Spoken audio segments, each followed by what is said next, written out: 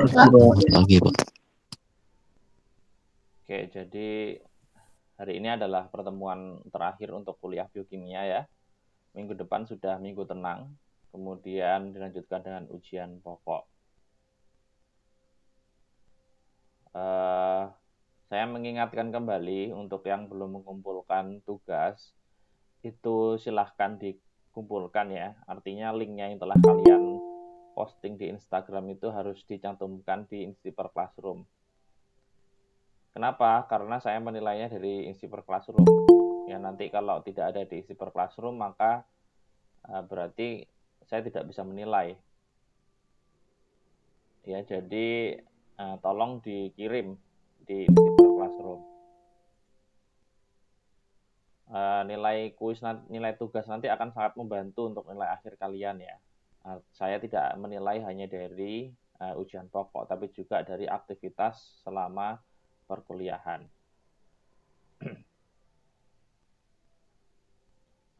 Nah, untuk hari ini saya akan kasih materi, yaitu tentang lipida. Sebenarnya seharusnya materi ini sudah disampaikan sebelum kita membahas beta oksidasi ya, sehingga kalian punya dasarnya.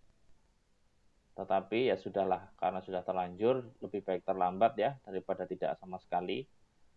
Maka saya akan tetap sampaikan tentang lipida ini.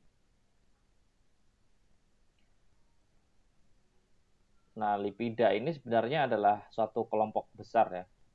Jadi dia nanti terdiri dari lemak, dari kolesterol, dari minyak, dari fosfolipida. Jadi lipida ini adalah suatu kelompok besar.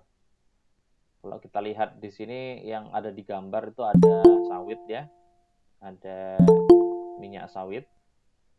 Itu adalah salah satu contoh dari lipida.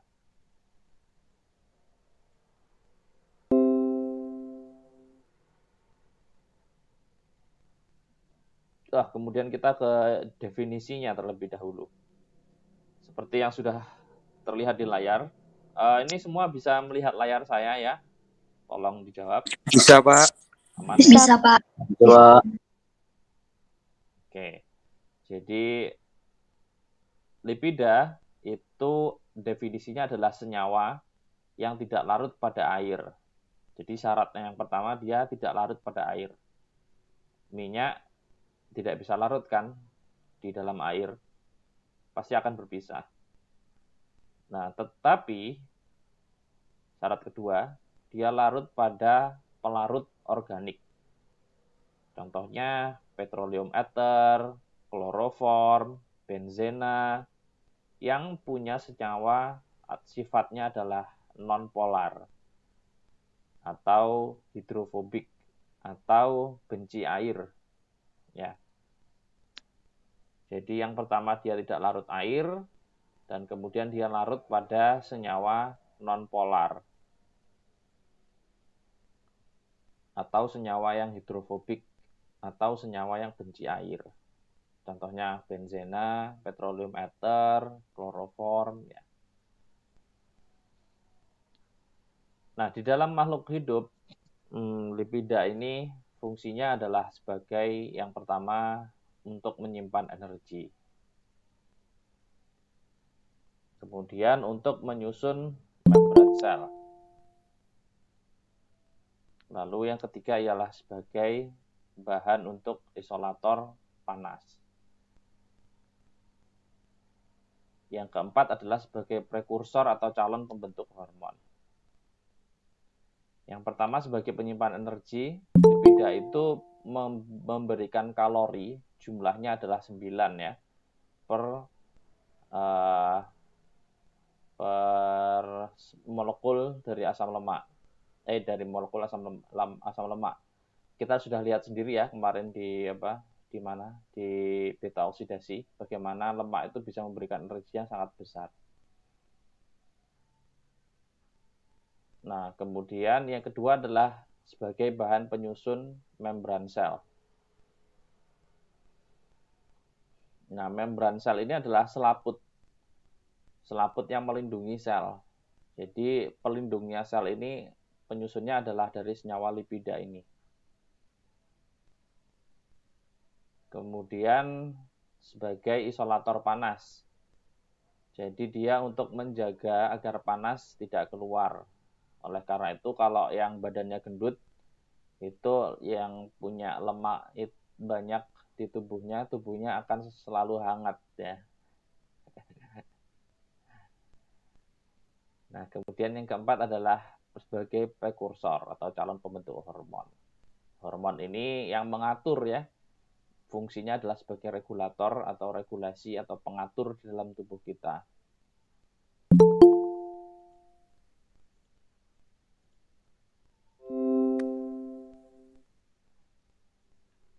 Kemudian kita lanjutkan ke peranan. Yang pertama adalah lipida ini menyusun, membentuk kolesterol dan fosfolipid. Kalau kita bilang kolesterol itu buruk, ternyata tidak seburuk itu. Kolesterol itu ada fungsinya di dalam tubuh kita, terutama di dalam otak ya, sebagai pelindung, penyusun dari selaput. Kemudian sebagai penyimpan energi ya, sudah tahu kemarin dari beta oksidasi kita sudah belajar sebagai penyusun dari asam lemak dan trigliserida yang akan dirombak sebagai energi di dalam tubuh. Lalu sebagai pembentuk hormon, contohnya di sini adalah estrogen dan testosteron. Estrogen dan testosteron keduanya adalah hormon untuk perkembangbiakan ya. Kemudian sebagai kofaktor enzim. Kemarin sudah kita pelajari ada koenzim A, ada koenzim Q, plastoquinon pada transfer elektron. Nah, itu penyusunnya adalah lipida. Kemudian sebagai pigmen atau prekursor vitamin A, karotenoid. Jadi kalau ada struktur dari vitamin A, nanti kita akan menemui itu ada komponen lipidanya. Lalu sebagai agen pengemulsi atau emulsifier, yaitu di dalam tubuh kita adalah garam empedu. Kemudian sebagai messenger intraseluler, yaitu pembawa pesan di dalam tubuh. Di dalam antar sel ya, terutama.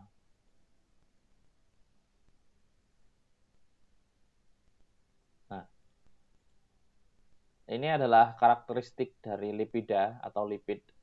Yang pertama tadi hidrofobik. Kalau dari istilahnya hidro adalah air, fobik itu dari kata fobia atau benci atau takut ya. Punya fobia ya kan. Jadi dia ini punya fobia nih sama air. Jadi dia tidak akan dekat-dekat dengan air. Nah, yang kedua, lipida ini cirinya dia punya atom C atau karbon, kemudian hidrogen dan oksigen. Di mana yang ketiga, rasio atom atau perbandingan atom hidrogen terhadap oksigen atau O itu lebih besar dari 2:1.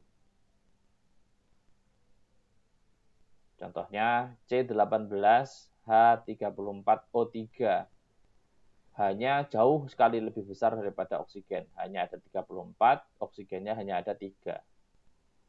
Ya, jadi rasionya jauh lebih besar. Kemudian yang terakhir adalah lipida ini tidak seperti protein, karbohidrat ya. Jadi dia bukan polimer.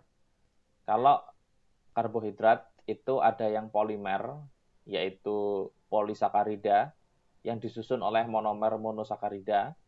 Begitu pula dengan protein, yang disusun oleh monomer asam amino. Nah, sementara lipida ini, dia ini bukan polimer, artinya dia tidak akan punya monomer.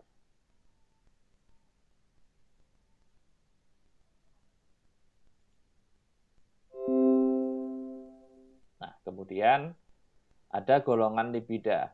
Golongan lipida ini bisa dipisahkan berdasarkan struktur maupun fungsinya. Nah, kalau berdasarkan strukturnya, itu ada 2 jenis, yaitu yang rantai terbuka dan yang rantai tertutup atau siklik. Yang rantai terbuka contohnya ada asam lemak. Contoh kalau ada di minyak sawit ya, itu ada asam oleat, ada asam palmitat. Kemudian yang kedua adalah triasil gliserol.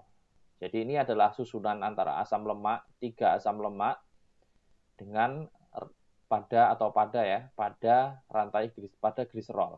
Jadi gliserolnya 1, ada 3 asam lemak. Kemudian ada sphingolipid, ada fosfoasil gliserol dan glikolipid. Yang ini susunannya juga sama. Jadi rantai utamanya adalah kalau di fosfoasil gliserol adalah gliserol, nanti ada lagi glikolipid yang susunannya juga hampir mirip nanti. Namun rantainya terbuka. Nah, kemudian kalau lipid dengan rantai tertutup, siklis, artinya ya tertutup. Jadi dia muter. Contohnya adalah steroid atau di sini kolesterol contohnya. Kemarin ada yang bahas ya di Instagramnya itu siapa? Fitosterol dan kolesterol. Nah, itu sangat bagus sekali ya. Saya apresiasi.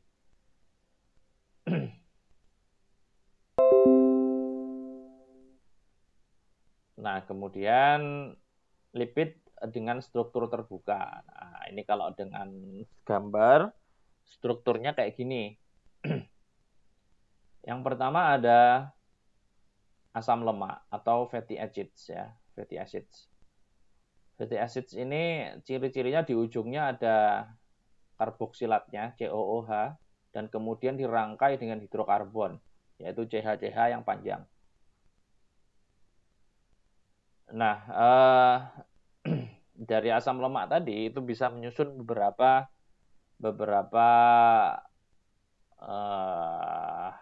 struktur lipid ya. Yang pertama ada wax atau lilin. Itu susunannya dari asam lemak atau fatty acids dengan long chain alkohol atau struktur alkohol berantai panjang. Itu nanti membentuk wax atau lilin. Kemudian ada triasil gliserol atau trigliserida. Yang kita tahu tadi ada gliserolnya 1, kemudian mengikat 3 asam lemak. 1, 2, 3. Kalian lihat di tengah itu ya. Lalu ada gliserofosfolipid, di mana ini ada 1 rantai gliserol yang mengikat 2 asam lemak dan kemudian mengikat gugus fosfat yang dilanjutkan dengan amino alkohol. Nah, itu contoh dari lipid dengan struktur terbuka. Gimana contoh struktur tertutup? Contohnya adalah ini, yakni steroid yang membentuk kolesterol dan juga ada steroid hormones. Jadi dia membentuk cincin gini strukturnya, makanya dia disebut siklik atau tertutup. Cincin-cincin ya, yang kayak gini ada 1, 2, 3, 4.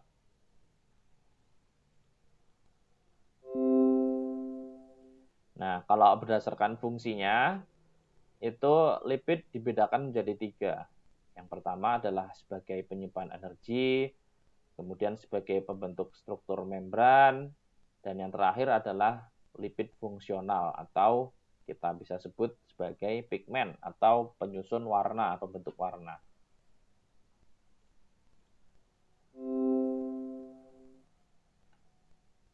Nah, kalau dibagi seperti tadi, maka kita akan memperoleh seperti ini. Ada lipid yang berperan sebagai penyimpan atau storage ya di sebelah kiri. Itu contohnya adalah triasil gliserol. Kemudian sebagai membran ada fosfolipid dan ada glikolipid. Kalau dia fosfolipid, maka susunannya adalah sebagai berikut. Ada yang gliserofosfolipid, ada yang sphingolipid. Kalau glisero tadi sudah ujung akhirnya adalah alkohol, kalau sphingolipid ujung akhirnya adalah kolin. Lalu ada glikolipid yang sama-sama membentuk membran juga adalah sphingolipid. Ini gugusnya ya. kalau spingo, kalau ada kata-kata spingo itu adalah sphingosine ya. Sphingosine yang mengikat mono dan oligosakarida atau oligosakarida, sorry.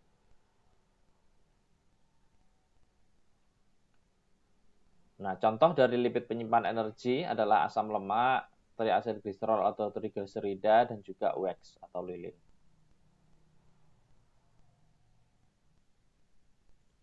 Nah, sampai di sini ada pertanyaan nggak sebelum saya lanjut ke sini?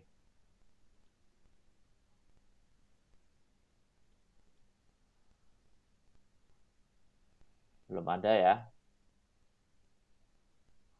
Belum, Pak.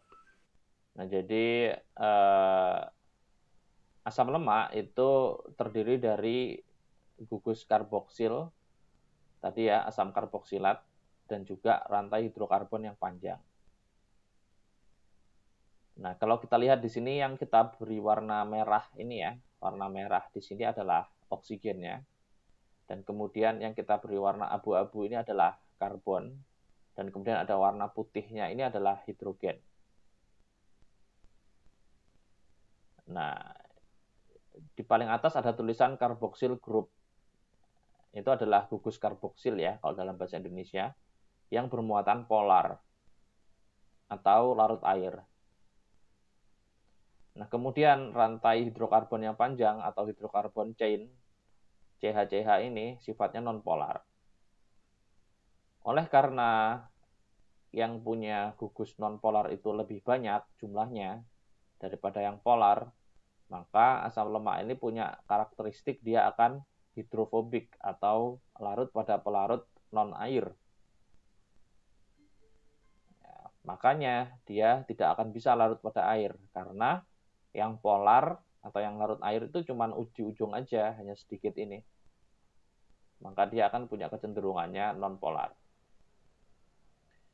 Nah, kalau dia rantainya lurus kayak gini, tidak ada percabangan, atau tidak ada rantai ikatan rangkap ya, tidak punya ikatan rangkap, maka dia disebut sebagai asam lemak jenuh. Biasanya ini yang berbentuk padat nih, asam lemak jenuh. Asam palmitat, itu adalah contoh asam lemak jenuh. Kemudian kalau sebelahnya, yang B, dia punya ikatan rangkap. Ya, yang ini yang dikasih tanda kotak warna pink itu adalah ikatan rangkapnya. Nah, ikatan rangkap ini membuat strukturnya menjadi berbelok kalau dia cis ya. Nah, karena dia punya ikatan rangkap, maka dia disebut sebagai asam lemak tidak jenuh. Kecenderungannya dia berwujud cair. Contohnya adalah asam oleat yang banyak di minyak sawit ya, terutama setelah dari dimurnikan untuk menjadi minyak makan. Fraksi olein. Nah, kemudian kita ke struktur atau penamaan dari asam lemaknya, yaitu Bayu Putra. Tidur ya. Halo Bayu Putra. Tidur beneran dia. Aduh, kalian ini. Ayo temennya tolong dibangunin itu Bayu Putra. Bye, bangun, bye. Bangun, Bay. Bayu. Sahur.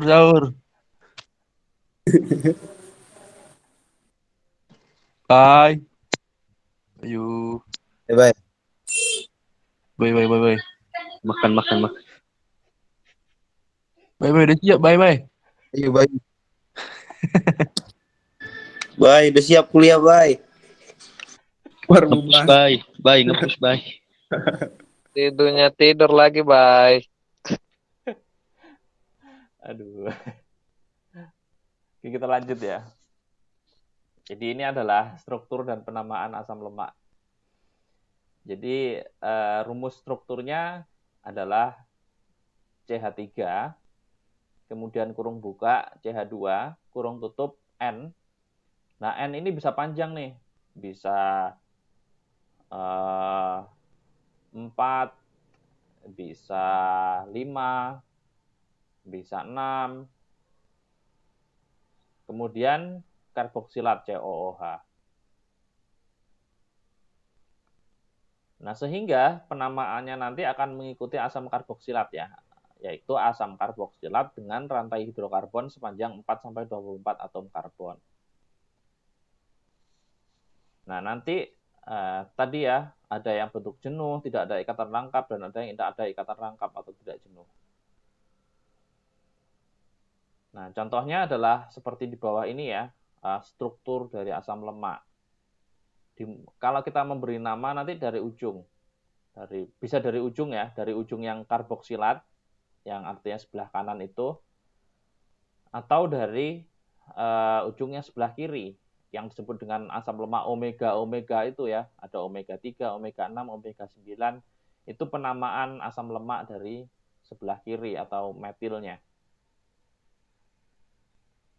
Ini saya nggak bisa coret-coret ya.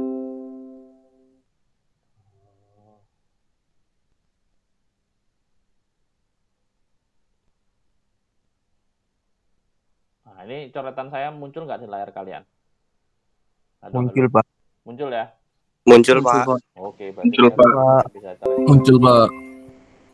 Oke, nah kalau dari ujung yang ini tadi, itu dia penamaan dari ujung karboksilat ya. Nah, kalau dari ujung yang sebelah sini nanti penamaannya omega.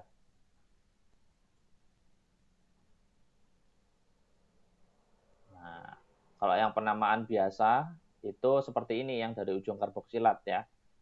Contohnya yang ada atom karbonnya jumlahnya 16,20 artinya tidak punya ikatan rangkap ya, 0. Nama apa ya namanya ya? Ada nama IUPAC, ada nama trivial ya. Kalau nama umumnya kan ini adalah asam palmitat. Nah, kalau di dalam nama IUPAC-nya itu disebut sebagai hexadecanoic acid atau asam hexadecanoat.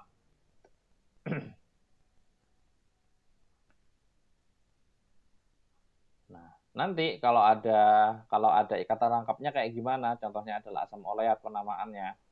Maka penamaannya adalah asam oktadekanoat 9. Karena ikatan rangkapnya ada di posisi atom nomor 9 dihitung dari ujung karboksilat ya. Dihitung dari sini. Kita hitung ya, 1, 2, 3, 4, 5, 6, 7, 8, 9.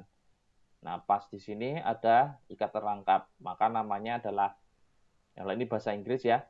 Kalau bahasa Indonesianya asam oktadekanoat karena dia 18 oktadeka dan kemudian 9 adalah posisi ikatan rangkapnya.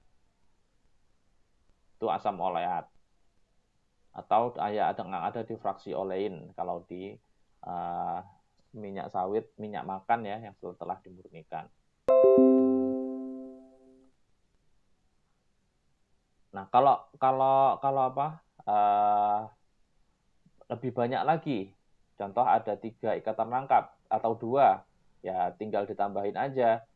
Ini berarti deltanya ada di, atau ikatan rangkapnya ada di nomor 9 dan 12. Nah, itu berarti nanti asam oktadeka di, karena ada 2 ikatan rangkap ya, di enoat 9 dan 12. Kalau 3 ya ditambah aja trienoat 9, 12, 15.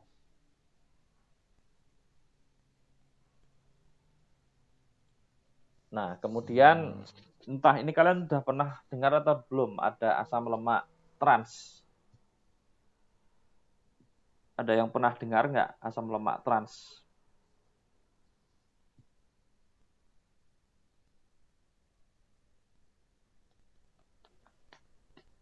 Nggak ada ya? Ya, ini asam lemak trans itu adalah sifat tidak umum ya, tidak alami. Karena dia tidak alami, maka dia punya efek buruk bagi kesehatan. Dia bisa meningkatkan kadar kolesterol, jahat ya, atau LDL di dalam darah. Nah, sebenarnya apa asam lemak trans itu? Sebenarnya dia juga asam lemak tidak jenuh, tapi sudah berubah posisi dari atom hidrogennya. Nah, kalau cis, ya kalian ingat ya, cis ya. Cis itu dia kalau di karbohidrat dulu kan ada cis trans juga. Kalau cis itu kan posisinya dia sejajar. Nah, kalau trans posisi atom hidrogennya berlawanan seperti ini. Nah, yang ada di alam asam lemak tidak jenuhnya itu berbentuk cis. Nah, namun karena dulu, ya kalau sekarang itu proses pengolahan margarin tidak menggunakan ini, ada yang diolah dengan proses hidrogenasi parsial, maka akan menghasilkan asam lemak trans. Asam lemak trans juga bisa diperoleh dari mana? Dari penggunaan minyak jelantah berkali-kali. Penggunaan minyak jelantah berkali-kali juga menghasilkan asam lemak trans. Ya, jadi kalau sebaiknya memang tidak digunakan berkali-kali untuk minyak goreng ya. Nah ini kalau dari segi kesehatan, contohnya dari asam lemak tidak jenuh, itu ada di minyak-minyakan, ada di ikan, ada di minyak sayur ya. Itu oke, karena dia bisa meningkatkan kadar kolesterol baik. Nah, kalau dia asam lemak jenuh, seperti yang ada di daging, kemudian di mentega, nah ini dia ada potensi ya untuk meningkatkan kadar kolesterol jahat. Begitu pula trans fat ya, hasil dari goreng-gorengan yang sudah menggunakan berkali-kali minyak. Itu bisa meningkatkan kadar kolesterol jahat atau LDL. Nah, itu sekilas aja. Nah, kemudian tadi kan kita udah melalui penamaan yang biasa, yang dari karboksilat. Nah, sekarang bagaimana dengan penamaan omega? Yang kalau di iklan-iklan itu ada susu dengan omega 3, ada susu dengan omega 6 ya. Itu kayak gimana sebenarnya?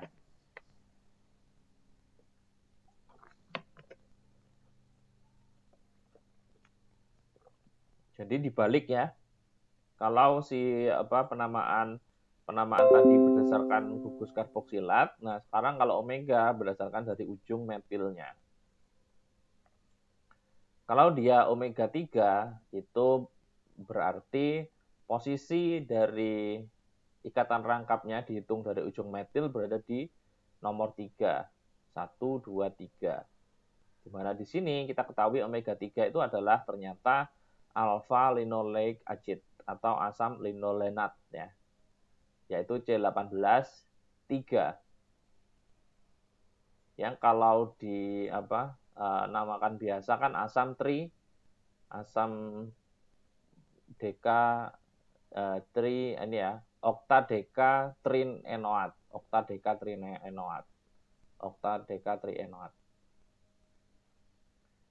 Nah, kalau omega 3 yang lain selain ALA itu juga ada eicosapentaenoate acid atau EPA. Biasanya kan kalau ada di susu formula itu ada ALA, EPA, DHA ya untuk omega 3 biasanya.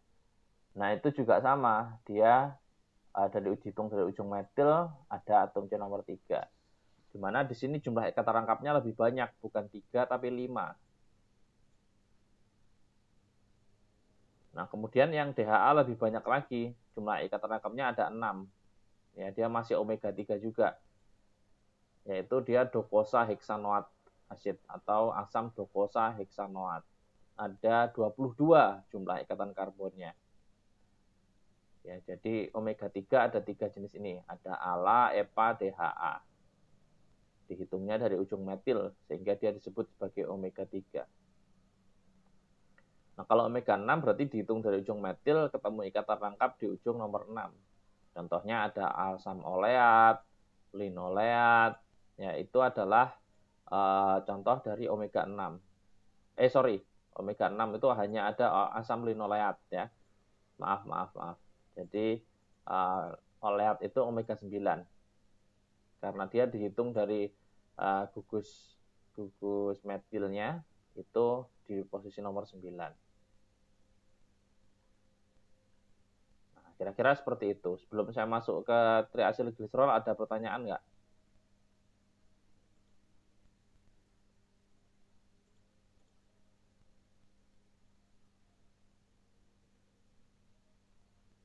Halo, ada orangnya nggak ini? Ada pertanyaan kah? Jadi gimana penamaan dari asam lemak ya? Gimana caranya melakukan penamaan? Ada berapa macam jenis penamaan?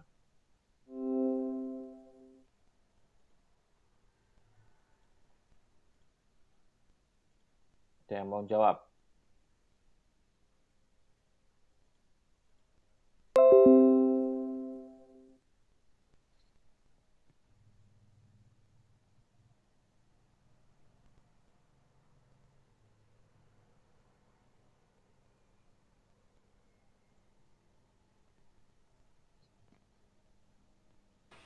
Asam lemak jenuh sama asam lemak tak jenuh, Pak. Oke, itu adalah jenisnya. Baik. Kalau penamaannya sendiri gimana? Secara IUPAC dengan Ya, Putri? ada 2, Pak, tapi yang ingat tadi cuma 1 ya. Secara IUPAC ya, Pak. Ya, betul. Yang kedua adalah yang menggunakan penamaan omega ya. Dihitung dari gugus metilnya. Oke, bagus, Putri.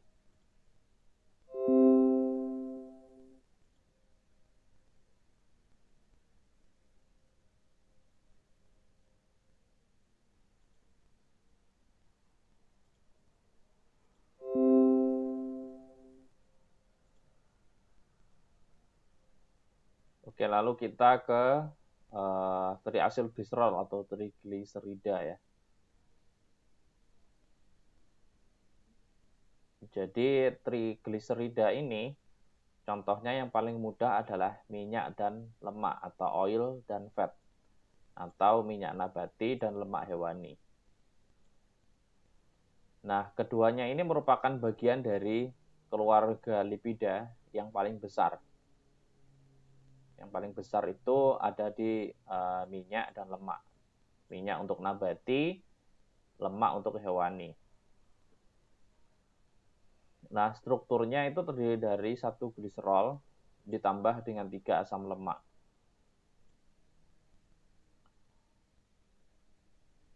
Nah, kayak gini ya. Jadi ada gliserol, kemudian ditambah dengan 3 asam lemak. Jadilah kayak gini.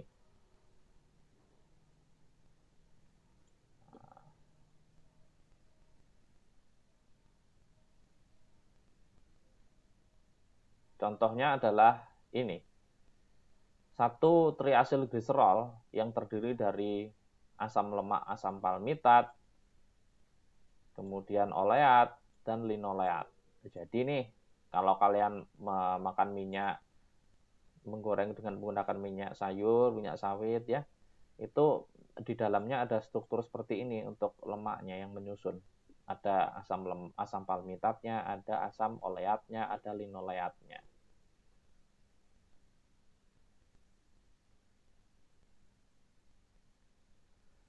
Nah, ciri-cirinya kalau dia lebih banyak mengandung asam lemak jenuh, maka dia akan berwujud padat pada suhu ruang.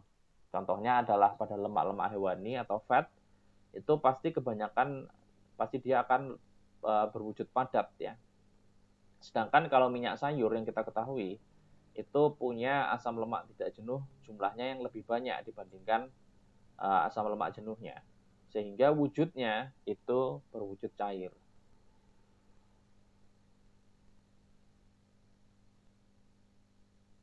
Nah, Ini contoh ya, kalau di dalam minyak sawit itu komposisi dari asam lemaknya itu apa saja sih. Nah, ini kisaran dan rata-rata ya. Kita coba berdasarkan rata-ratanya saja. Ada asam laurat yang punya C12 dengan tanpa ikatan rangkap, yang artinya dia jenuh, 0,2%. Asam miristat 1,1%. Palmitat ya, itu yang tanpa ikatan rangkap atau jenuh, itu ada 44%. Dia mendominasi ya di dalam minyak sawit paling banyak. Nah, kalau palmitoleat seperti ini. Nah, yang kedua adalah yang terbanyak ada asam oleat, yakni 39,2%. Nah, nanti minyak sawit ini kan difraksinasi tuh. Ada yang fraksi olein sama fraksi stearat. Nah, nanti sama fraksi stearin. Nah, nanti yang dibikin minyak goreng itu yang fraksi olein. Nah, jadi kayak gini. Nah, nanti yang dibikin minyak goreng kan yang ini. Yang mana nanti di sini mengandung paling banyak adalah asam oleat atau C18.1 ini. Kita lihat ya. 39,8 sampai 46%. Sedangkan palmitatnya jadi turun. Jadi 38 sampai 43,5%. Ya. Kenapa jadi dia nanti berwujud cair itu karena ini.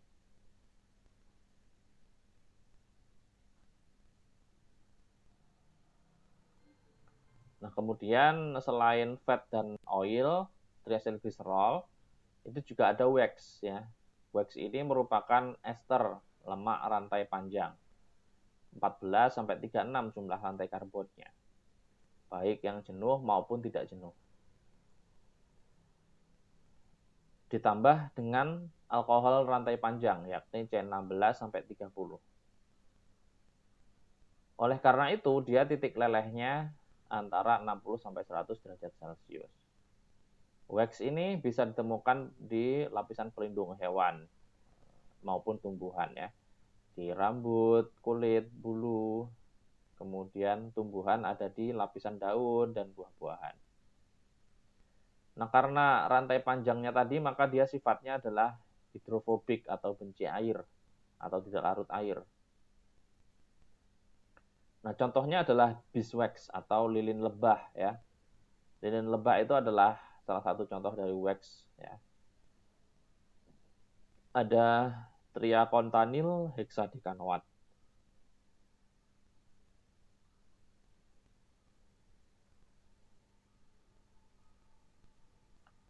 Nah, kemudian ada lipid pembentuk struktur membran. Contohnya ada glycerol fosfolipid, ada sphingolipids dan glycolipid ya. Yang tadi kalau dia glycerol fosfolipid ini ada alkohol dan fosfatnya. Kalau sphingolipid itu diganti dengan kolin rantai utamanya.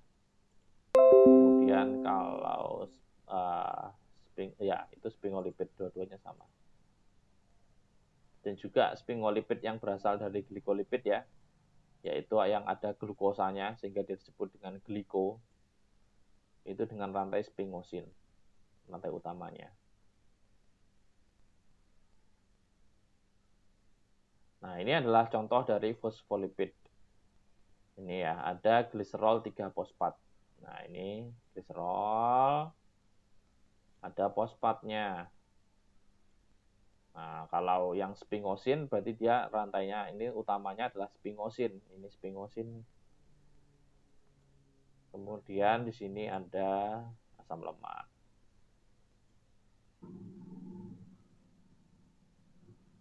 Nah, kemudian di sini ada contoh lain nih, gliserol fosfolipid. Kalau dia diganti X-nya ini ya, dengan air, maka dia menghasilkan hidrogen di rantai X-nya. Kalau diganti dengan kolin, maka dia disebut sebagai fosfatidilkolin. Kemudian kalau diganti etanolamin, dia jadi ini ya, penyusun membran lipids. Pokoknya yang penting kalau ini adalah penyusun membran ya. Kalau yang glikolipid ini, fosfolipid adalah penyusun membran.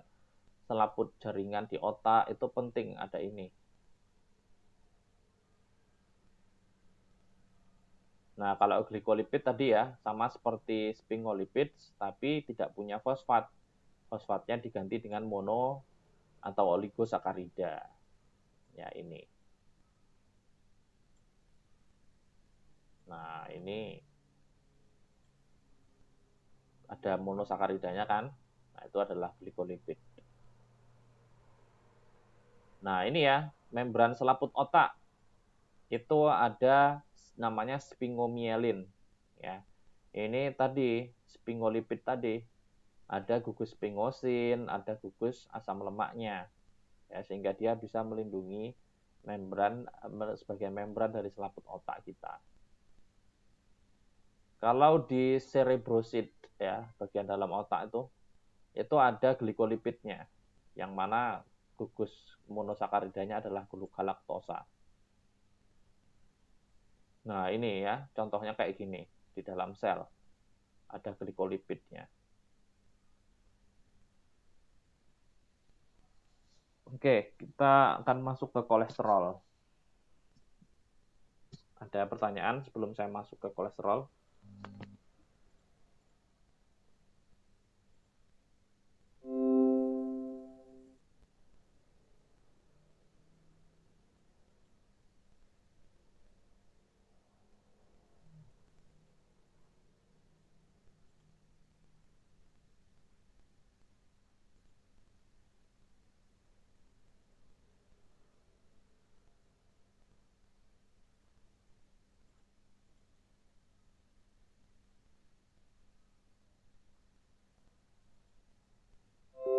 Oke, kita lanjut ya ke lipid dengan struktur tertutup atau siklik.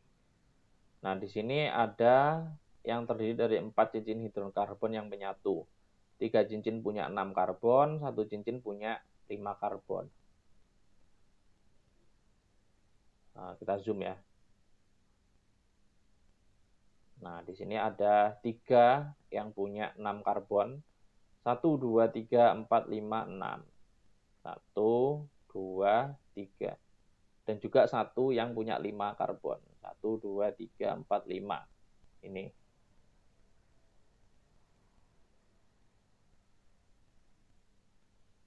Nah, kolesterol itu strukturnya kayak gini. Nggak usah dihafalin ya, ruwet. Jadi ada 1, 2, 3. Ini ada ikatan rangkapnya.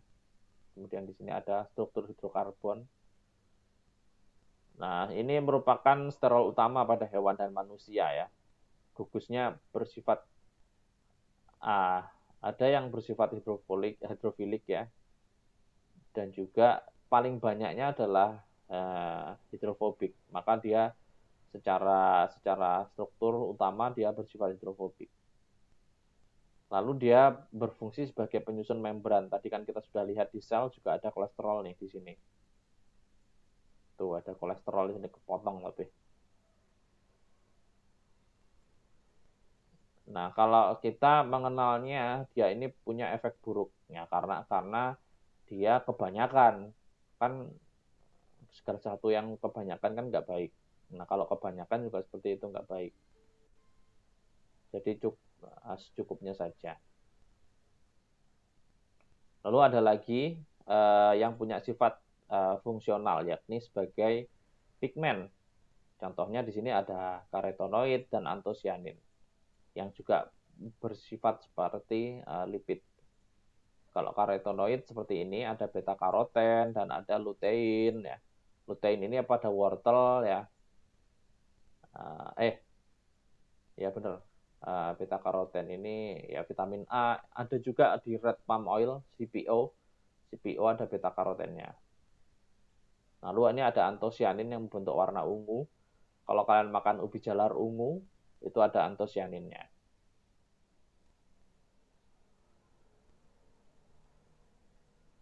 Oke, sampai sini ada pertanyaan. Hari ini saya mau mengajar dua kali, yakni ada materi lagi, yakni adalah sintesis protein.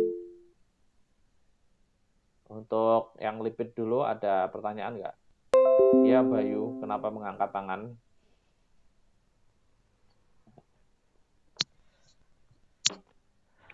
Mohon maaf Pak, terpencet Pak sama adik saya Pak. Kamu kenapa kamu sudah bangun kan?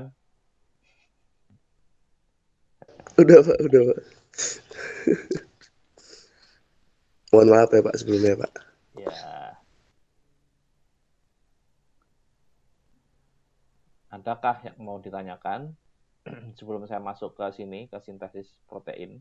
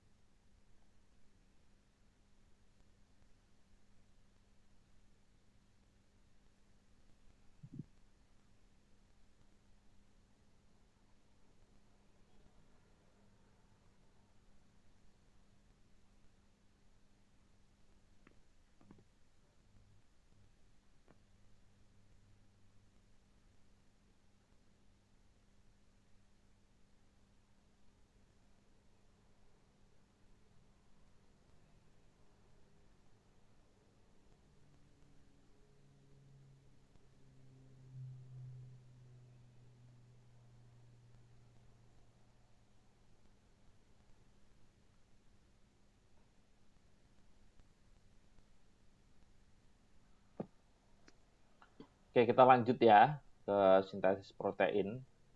Jadi ini sintesis protein ini adalah suatu proses penyusunan ya. Kita menyusun protein. Jadi di dalam tubuh itu kita makan ya, makan daging, makan tahu, tempe, itu mengandung protein. Nah, nanti akan dipecah tuh jadi asam amino. Nah, asam aminonya yang dipecah tadi bisa dipanggil nih.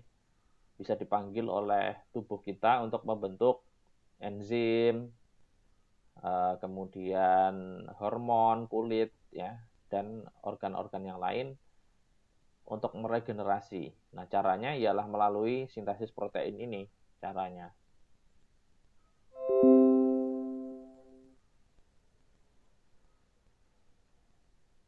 Nah, protein yang kita ketahui kan punya banyak fungsi pada makhluk hidup yang diperoleh dari susunan asam-asam amino. Nah, asam-asam amino ini cara menyusunnya menjadi protein itu melalui proses sintesis protein. Ya. Kenapa seperti itu? Karena satu protein itu bisa terdiri dari jumlah asam amino dan jenis asam amino yang berbeda-beda. Nah, penyusunannya itu melibatkan kode genetik atau kodon, yaitu RNA atau ribose nucleic acid yang sudah kalian pernah pelajari sebelum sisipan ya, asam nukleat.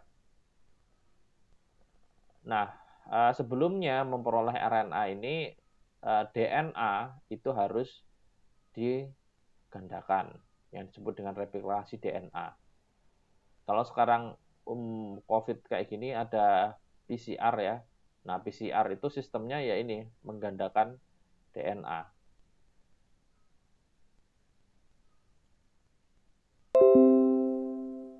Nah, yang pertama kita perlu tahu dulu ya perbedaan antara sel eukariotik dengan sel prokariotik ya.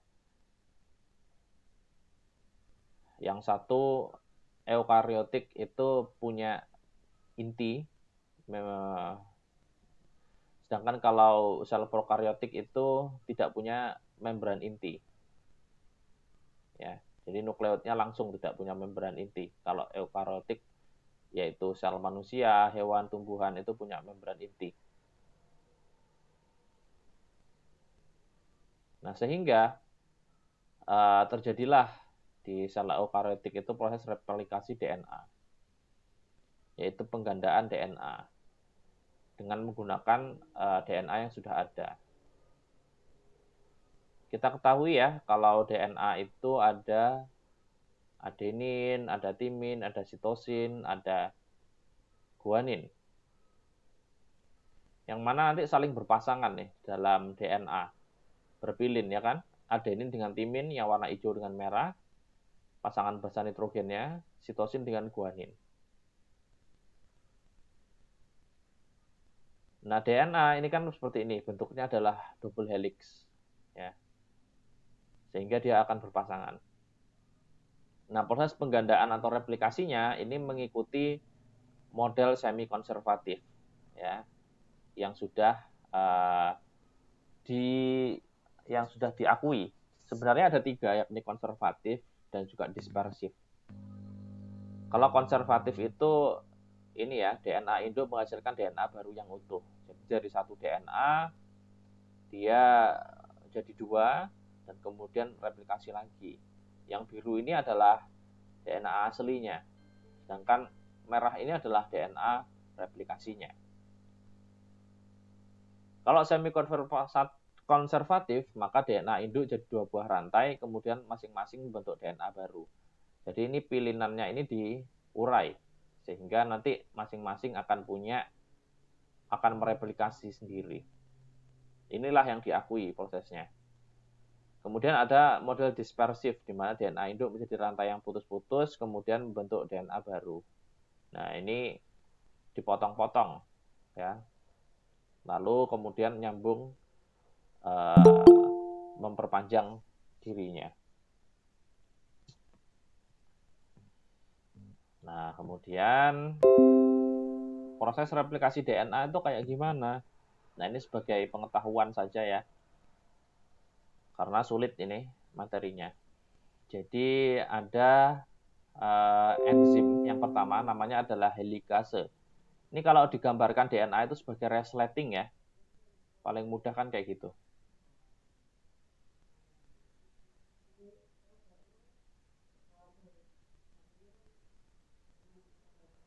Maka ada enzim namanya helikase di sini sebagai resleting ya, yang membuka dari struktur DNA-nya itu. Jadi helikase ini sebagai resletingnya. Nah, kemudian supaya si resleting DNA-nya ini nggak menyatu kembali, maka dia diikatlah oleh protein pengikat. Ya, ini untuk mencegah supaya dia tidak kembali menyatu. Nah, kemudian barulah ada enzim masuk namanya DNA polimerase. Yang mana di sini dia akan membawa leading strand. Ya. Nah, ini sudah mulai terbawa, sudah mulai terbentuk nih satu gugus dari strand DNA yang baru. Ya, tentu aja di sini nanti ATGC ya, adenin, tiamin, guanin, sitosin ya, kayak gitu. Nah, di ujung yang lain gimana? Yang di ujung yang lain di sini lebih sulit nih, ya, atau yang di lagging strand ya disebutnya. Lagging strand itu yang ini, yang di bawah, yang ada gugus 5 aksennya. Nah, kalau leading strand itu yang ada 3 aksennya. Nah, di sini itu lebih sulit lagi. Jadi dia harus ditempelin dulu, namanya adalah RNA primer, yang kemudian dilanjutkan oleh enzim primase DNA polimerase membentuk fragmen Okazaki. Jadi di sini bentuknya tidak seperti ini langsung banyak, tapi di sini ada sedikit-sedikit ya. RNA primer masuk sedikit membentuk DNA polimerase membentuk fragmen Okazaki. RNA primer masuk lagi di tengah-tengah membentuk fragmen Okazaki. Begitu seterusnya. Baru kemudian disambungkan nih sama yang namanya enzim ligase.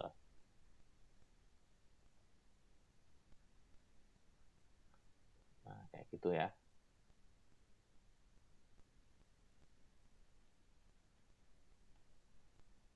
Nah, kemudian setelah replikasi maka adalah sintesis dari protein itu sendiri. Nah, itu terdiri dari 2 tahap ya. yakni yang pertama ada transkripsi, kemudian ada translasi. Kalau transkripsi itu adalah proses pembentukan ya mRNA oleh DNA di dalam inti sel. Nah, kalau translasi itu adalah proses penerjemahannya dari mRNA menjadi tRNA di dalam ribosom. Nah, kalau transkripsi itu ada DNA itu akan masuk menjadi mRNA, di mana di sini nanti mRNA akan membawa kode genetik atau kodon yang nanti akan diterjemahkan untuk menjadi asam-asam amino di proses translasi. Nah, istilah ya, mRNA adalah messenger ribosa nucleic acid yang fungsinya adalah membawa pesan dari DNA. Namanya juga messenger ya, WhatsApp kayak gitulah. Kemudian tRNA adalah transfer ribosa nucleic acid. Jadi dia di sini menerjemahkan pesan tadi untuk menjadi asam amino. Kemudian ada rRNA atau ribosom ribosa nucleic acid. Yang mana di sini adalah fungsinya untuk menyusun ribosom. Kemudian membungkus ribosom. Nah, yang pertama ada proses transkripsi ya tadi ya. Proses transkripsi ini adalah proses untuk membuat RNA messenger atau pembawa pesan. Untuk membawa pesannya dulu. Jadi ini double helix ya, DNA. Nah, kemudian dipisah. Nah, di sini mRNA bisa masuk nih. Di sini. Nah, nanti mRNA ini karena dia RNA ya, bukan timin tapi urasil. Maka dia akan membentuk kode genetik sesuai dengan pasangannya. Berarti timinnya DNA akan dengan adenin, adeninnya DNA dengan urasil, sitasin dengan guanin dan seterusnya, sitosin dengan guanin dan seterusnya. Nah, nanti sampai dia terbentuk mRNA. Nah, proses ini melibatkan enzim namanya RNA polimerase. Nah, yang disalin ini hanya satu aja. Nah, jadi nanti yang tidak disalin itu disebut sebagai DNA antisense. Kalau yang disalin, yang dikopi ini tadi disebut sebagai DNA sense. Begitu ya.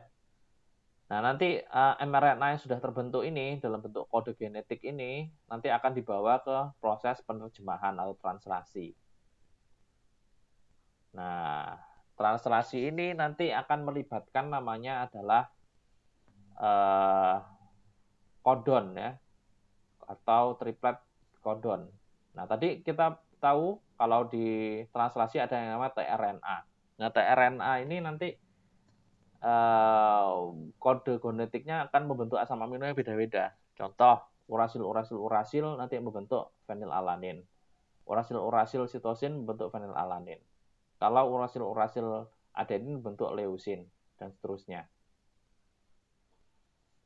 Dan juga ada proses untuk memulai dan menghentikan proses translasi, yakni AUG untuk memulai. Nah, untuk stop ada 3 ini. Jadi nanti kalau ada kodon ini nanti dia akan memulai proses penerjemahan. Dan kalau ada kodon ini akan menyetop atau memberhentikan proses penerjemahan. Nah, prosesnya gimana sih translasi? Jadi ini tadi mRNA ya, atau messenger, atau pesannya dibawa ke ribosom. Nah, terus lalu di sini ada tRNA yang akan menyesuaikan dengan kode genetiknya, membentuk pasangannya. Ya, adenin nanti urasil adenin dan seterusnya kayak gitu berpasangan. Nah, ini disebut sebagai antikodon kalau tRNA yang berpasangan tadi.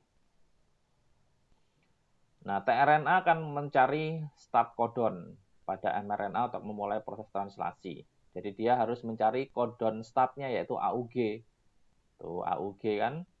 Tuh, jadi dia harus mencari AUG.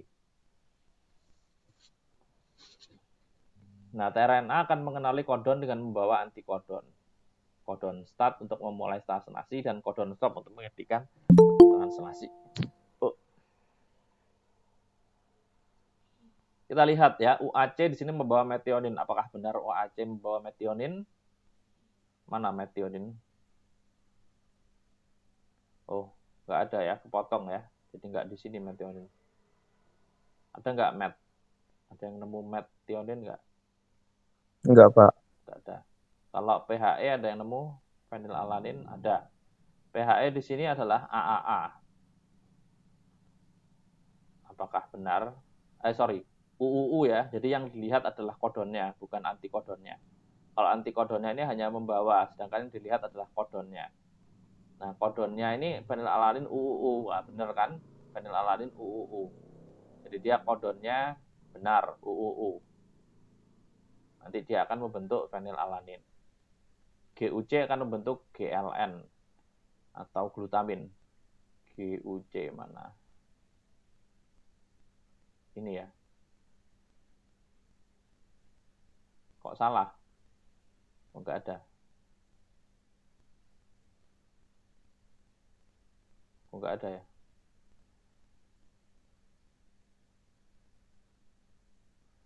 Oh, ini salah nih harusnya gambarnya ya.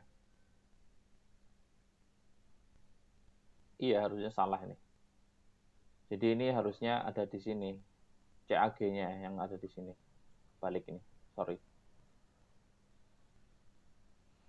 Nah, proses translasi itu seperti ini ya. Jadi kode asam amino dari tRNA yang dibuat oleh rRNA lalu diikatkan ke tRNA dengan enzim aminoasil tRNA sintetase.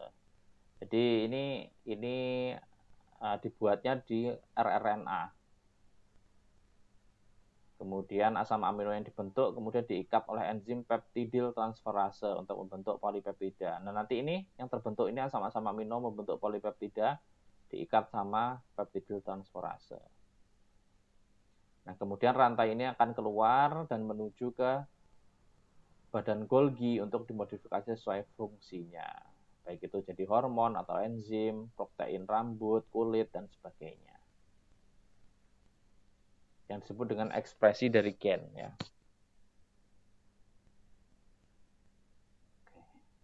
Ya, gitu ya.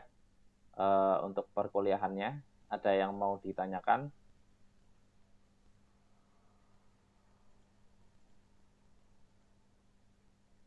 Jadi nanti ujiannya yang penting belajar aja. Kalian kan open book nanti sistemnya, jadi gampang lah. Yang penting kalian belajar. Oke. Oke, Pak. Terima kasih. Ada yang mau ditanyakan, nanti ini saya share di Instiper Classroom.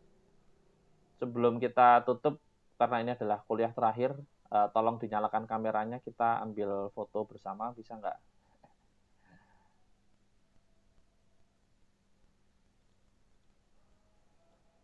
Halo, halo.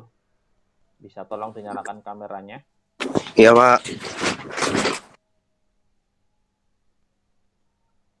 Pak, buat paling banyak biar bisa masuk.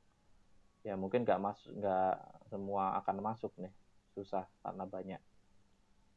Ya nanti beberapa aja yang bisa saya capture ya.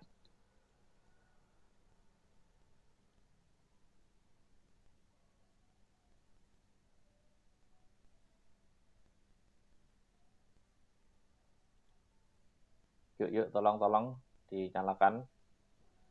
Nanti saya kasih aba-aba untuk saya ambil screen capture-nya.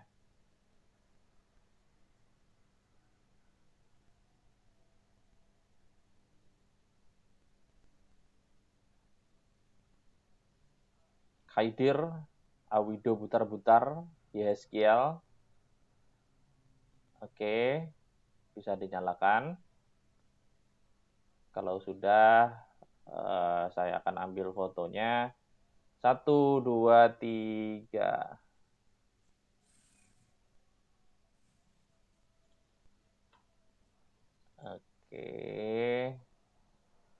Oke, sudah dapat. Sip. Oke, terima kasih ya semuanya. Saya mohon izin ya, pamit. kalau misalkan saya ada kurang, itu nanti kalian pasti akan lebih bisa untuk belajar dimanapun. Sekarang sumber belajar gampang, banyak sekali ya. Kalau saya ada salah-salah, mohon dimaafkan. Kalau kalian salah, itu adalah proses belajar, jadi tidak masalah. Ya, begitu ya dari saya. Sebelum kita akhiri kelasnya pada kesempatan kali ini, ada yang mau disampaikan kah? Mau ditanyakan apa gitu?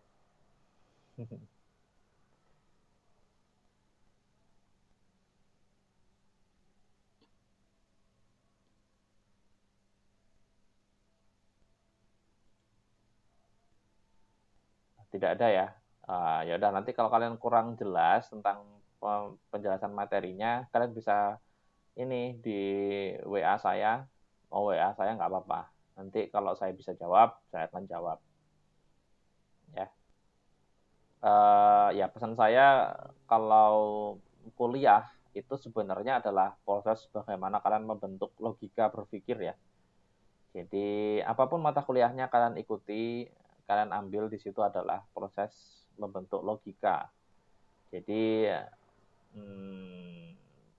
kita sangat prihatin ya kalau melihat generasi sekarang itu, kalau komen di sosmed kan itu agak ngasal ya, agak tidak punya tata krama, kemudian agak ya suka menyebar hoaks.